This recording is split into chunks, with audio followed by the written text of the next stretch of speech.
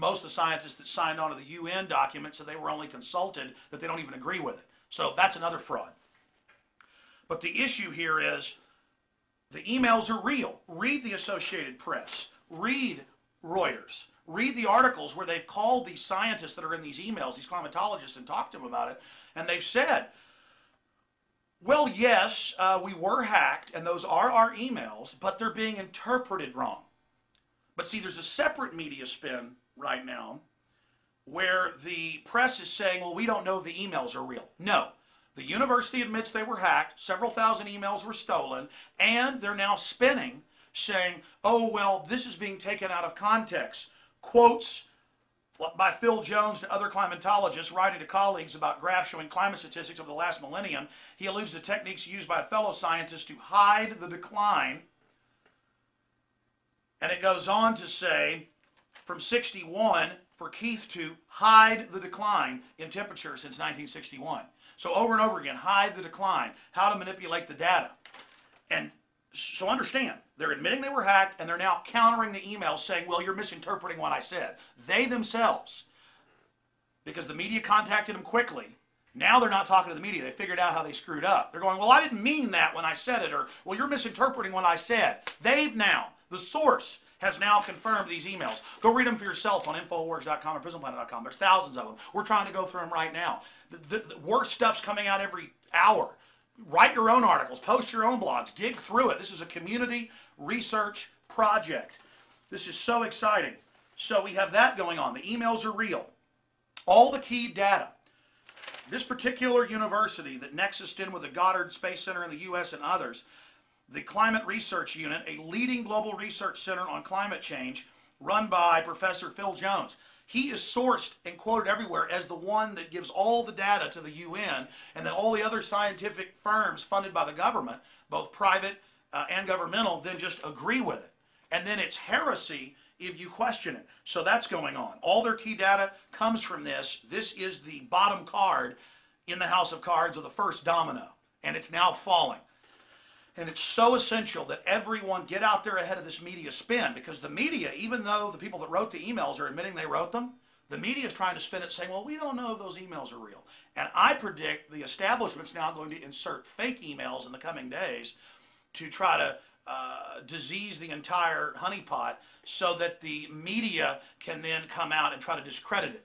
Kind of like it's admitted that Bush didn't go to a lot of his Air National Guard duties, but then some fake documents were put out by Karl Rove that CBS picked up, then discrediting the whole thing. So look for that trick. We know how they operate. Obviously, this is scientific fraud. They've already been proven that their data was wrong. Now we know it was on purpose. But another big issue when you read these emails is, how do we get this guy fired? How do we have different scientific groups blackball this person? How do we remove their funding? How do we get this journal suspended? How do we stop these people from being able to submit to scientific journals? So this is a giant collusion, almost like the Catholic Church trying to stop Galileo from, when he noticed that the moons of Jupiter were orbiting, he did mathematical calculations and could tell that the Earth was actually orbiting the sun. So we have that going on. So incredible intimidation. They need to be raided. Their hard drives need to be grabbed. Their filing cabinets, their communiques, because they're pushing for a global government, global tax through all of this.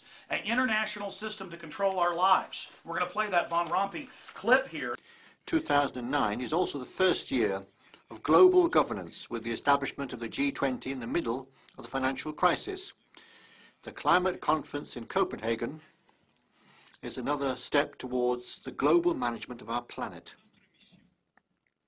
Our mission, our presidency, is one of hope, supported by acts and by deeds. You look at the new head of the European Union, he is on record saying first year of global governance through the Copenhagen Treaty and the carbon tax.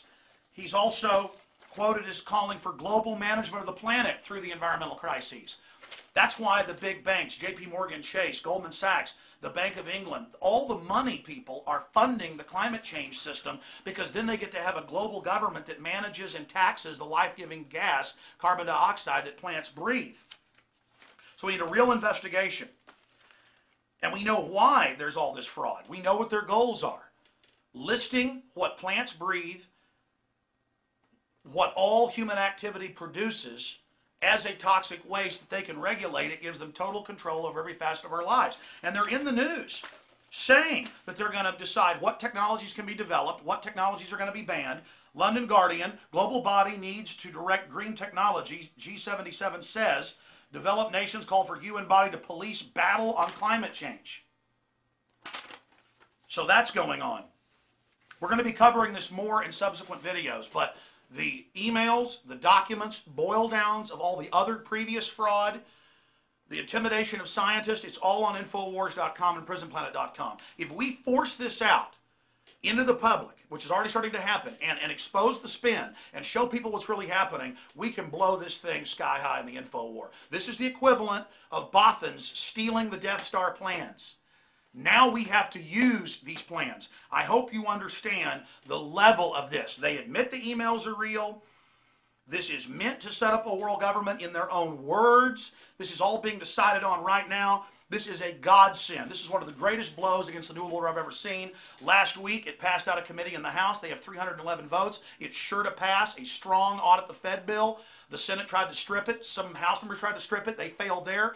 We're having victory after victory after victory. And my film, Fall of the Republic, details how the banks are setting up this climate dictatorship, this dictatorship over resources. So please watch that film. We're going to put a link to it up in the corner here on YouTube to watch it in full for free. Give it to everyone you know. This film cost me $200,000 to make. You can buy the DVD at Infowars.com if you want to support us. But to all of you out there, this is not pearls before swine. This will annihilate the New World Order and their agenda. This has caught them red-handed, and they need to be brought to justice, ladies and gentlemen. Thank you for watching. Now, the rest is up to you. The ball's in your court. Please take action. ClimateGate, it can bring them down.